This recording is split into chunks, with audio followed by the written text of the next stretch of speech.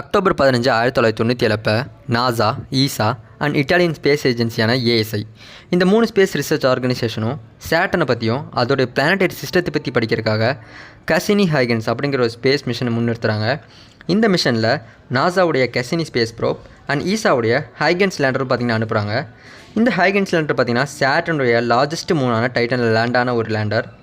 கிட்டத்தட்ட 20 வருஷம் ஆக்டிவாக இருந்த இந்த கசினி ஸ்பேஸ் ப்ரோப் தான் சேட்டனை விசிட் பண்ண 4th ஸ்பேஸ் ப்ரோப் அண்ட் அது மட்டும் இல்லாமல் சேட்டனுடைய ஆர்பிட்டில் என்ட்ரான ஃபஸ்ட்டு ஸ்பேஸ் ப்ரோப்பும் கூட. இந்த 20 வருஷத்தில் 13 வருஷத்தை, அதாவது ஜூலை 1, 2004 அதோடைய கடைசி நாள் முறையும் சேட்டனோடைய ஆர்பிட்குள்ளே என்ட்ராகி அதை ஆர்பிட் பண்ணியே கழிச்சுது.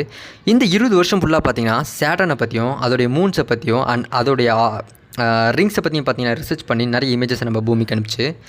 செப்டம்பர் 13, 2017 அப்போ தான் சேட்டனுக்குள்ளே இது உழுக ஆரம்பிச்சிது.